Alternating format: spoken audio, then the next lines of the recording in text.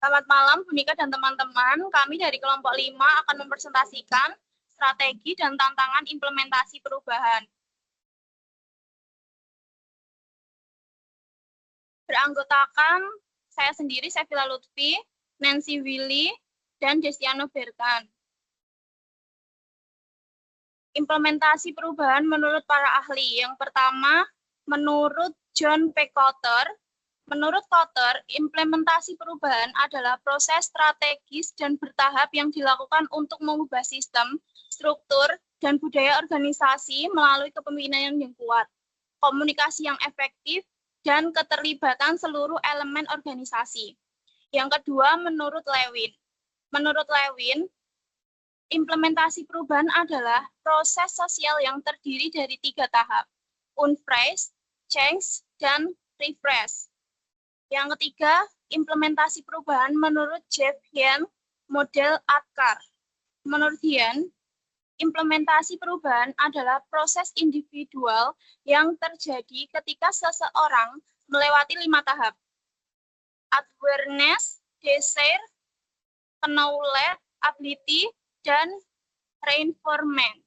Perubahan organisasi hanya berhasil jika individu-individu di dalamnya berhasil berubah. Next. Teknik dan strategi. Menurut John Kotter, ada 8 langkah perubahan sebagai teknik dan strategi. Yang pertama, menciptakan rasa urgensi. Yang kedua, membentuk koalisi dan pemandu. Yang ketiga, mengembangkan visi strategis. Yang keempat, komunikasi visi. Yang kelima, memberdayakan karyawan. Keenam, menciptakan kemenangan jangka pendek. Yang ketujuh, konsolidasi dan perluasan. Yang kedelapan, menanamkan perubahan dalam budaya. Menurut Jeff Hien pada teori ADKAR, yang pertama, awareness, kesadaran akan perlunya perubahan. Yang kedua, desire, keinginan untuk mendukung perubahan. Yang ketiga, knowledge, pengetahuan tentang cara berubah. Yang keempat, ability, kemampuan untuk menekan perubahan. Yang keempat, ability, kemampuan untuk menekan perubahan. Yang kelima, reinforcement, penguatan agar perubahan berkelanjutan. Teori Kurt Lewin berpendapat terdapat model 3 tahap perubahan, yaitu unfresh, mencairkan kebiasaan lama, change, melakukan perubahan, refresh, menstabilkan perubahan agar berkelanjutan. Berikut adalah tabel perbandingan teknik dan strategi menurut para ahli. Next. Selanjutnya akan dijelaskan oleh Destiano. Tantangan implementasi perubahan. Pertama, ada resistensi terhadap perubahan. Individu atau kelompok enggan meninggalkan kebiasaan lama karena rasa nyaman atau takut akan ketidakpastian. Yang kedua, kurangnya komunikasi yang efektif. Visi dan tujuan perubahan tidak disampaikan dengan jelas, sehingga menimbulkan kebingungan atau salah paham. Yang ketiga, ada keterbatasan sumber daya. Minimnya dana, waktu, tenaga kerja, atau teknologi yang dibutuhkan untuk mendukung perubahan. Yang keempat, kurangnya partisipasi. Tidak melibatkan pihak-pihak yang terdampak dalam proses perencanaan dan pelaksanaan perubahan. Selanjutnya ada budaya organisasi yang kaku. Nilai dan norma yang sudah mengekar, sulit diubah, sehingga menghambat proses adaptasi. Kemudian ada kepemimpinan yang lemah. Pemimpin tidak mampu mengarahkan, menginspirasi, atau mengelola konflik selama proses perubahan.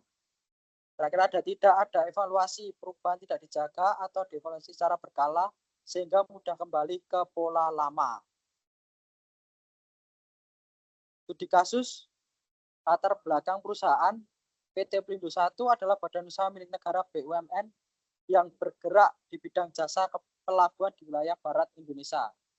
Sebelum tahun 2015, perusahaan menghadapi tantangan serius. Yang pertama, kinerja stagnan, 2, budaya kerja paternalistik dan birokratis, Yang ketiga, rendahnya efisiensi dan daya saing. Yang keempat, ketergantungan pada sistem manual dan non-digital. Kebutuhan perubahan. Yang pertama, tekanan eksternal, globalisasi, persaingan pelabuhan internasional, dan tuntutan pemerintahan untuk reformasi BUMN. Yang kedua, tekanan internal, ketidakefisien operasional, rendahnya kepuasan pelanggan, dan resistensi terhadap inovasi. Dan ada tujuan perubahan, meningkatkan efisiensi dan profesionalisme, menerapkan sistem digital dalam layanan pelabuhan, mengubah budaya kerja menjadi berbasis kinerja. Kemudian akan dilanjutkan oleh Nancy. Baik, kemudian strategi perubahan yang diterapkan PT Pelindo 1 memilih untuk menerapkan model 8 langkah perubahan John P. Kotter sebagai kerangka strategis. Yang pertama, urgensi. Menyadar seluruh organisasi akan pentingnya transformasi. Yang kedua, koalisi pemandu, dibentuk tim perubahan lintas divisi. Yang ketiga, visi dan strategi, yaitu pelabuhan modern berbasis digital dan profesionalisme.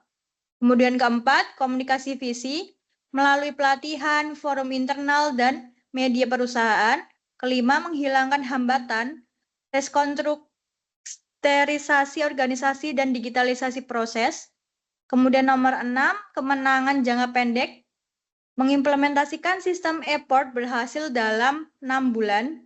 Ketujuh, konsolidasi hasil, perluasan ke sistem MSDM dan keuangan. Ke-8, penanganan budaya baru, profesionalisme dan efisiensi menjadi nilai inti.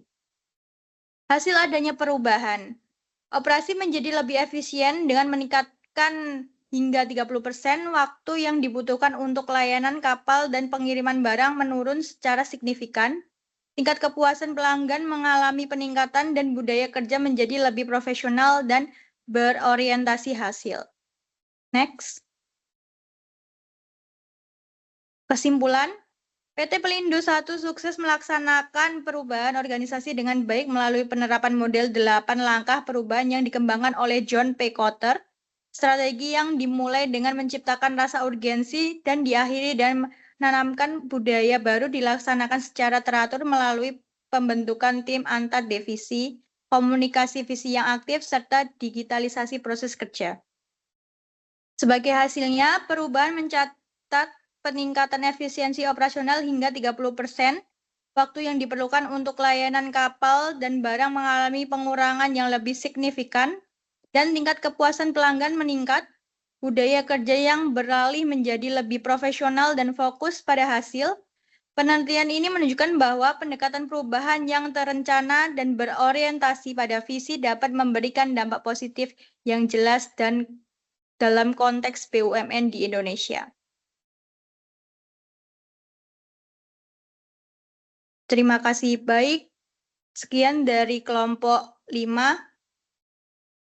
Saya akhiri salam. Wassalamualaikum warahmatullahi wabarakatuh.